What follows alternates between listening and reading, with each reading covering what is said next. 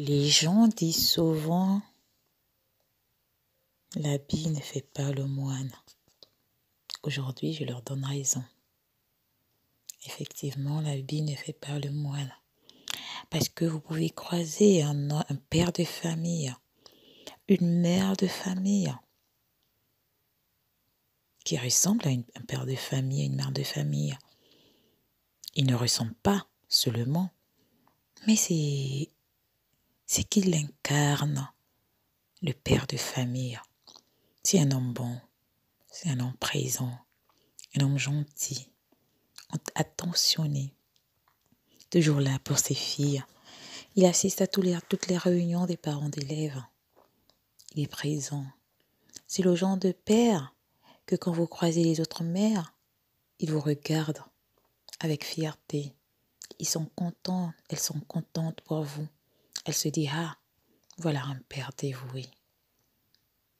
Il lave ses filles, ses enfants. Il les met au lit. Il leur chante des berceuses. Il leur raconte des histoires. C'est cet homme-là que j'ai épousé. L'habit ne fait pas le moine. Effectivement. J'ai rencontré mon mari.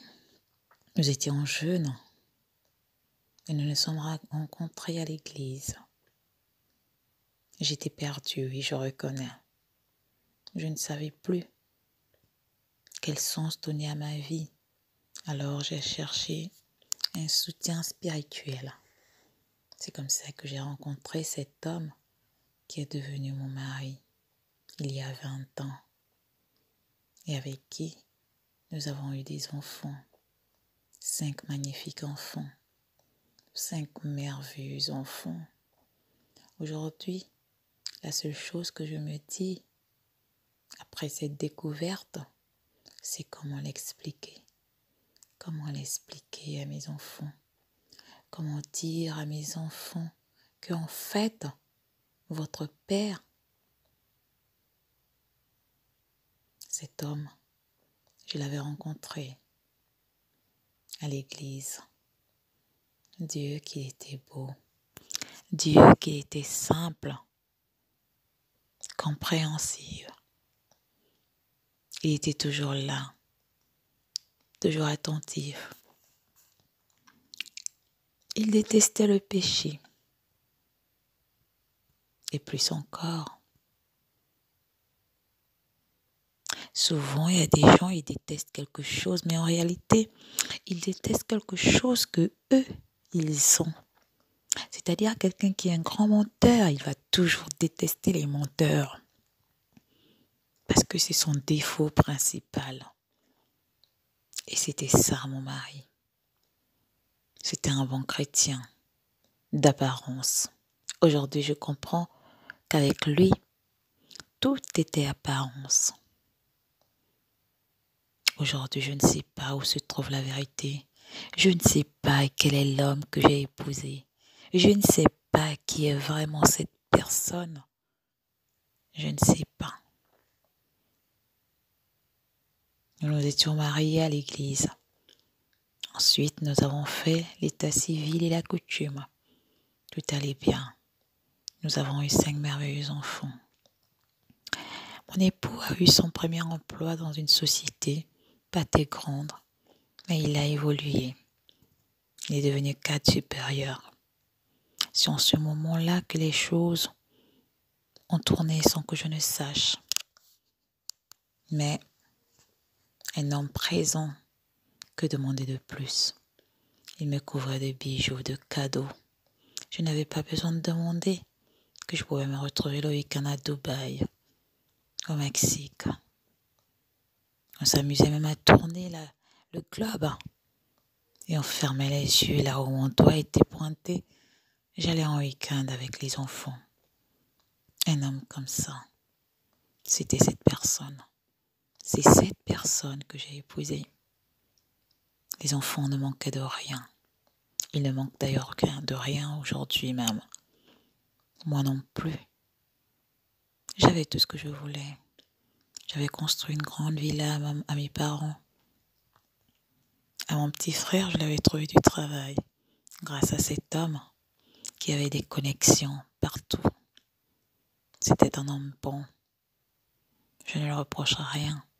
Seulement, je suis en colère contre moi-même parce que il y avait des signes que j'aurais pu voir, mais que j'ai préféré taire.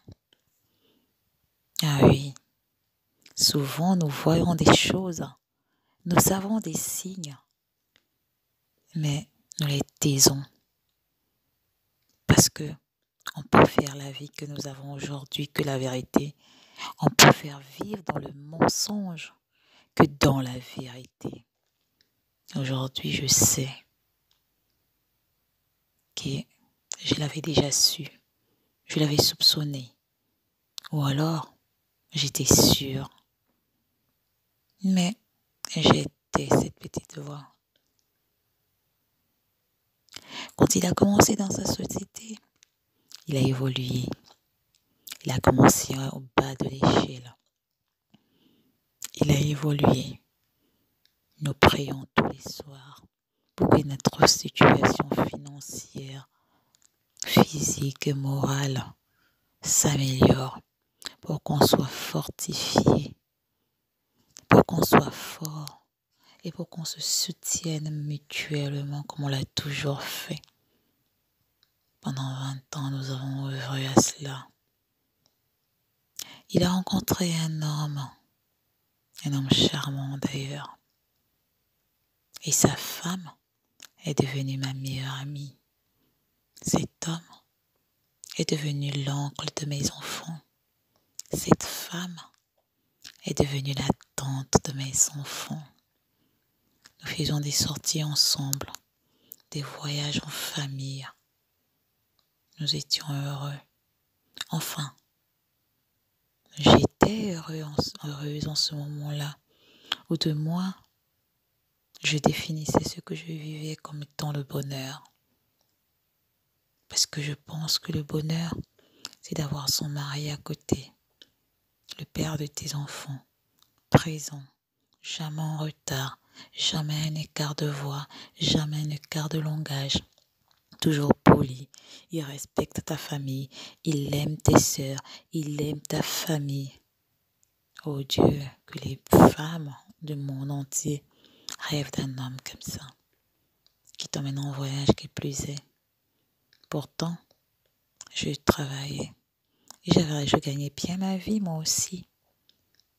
Mais il m'offrait tout ce que je demandais, même ceux que j'avais jamais rêvé. Il me les offrait. C'était cet homme-là que j'avais épousé. C'est cet homme-là qui est mon mari et qui l'est encore à présent. Comment faire? Comment faire pour se lever de cet incident, ou de moins de ce choc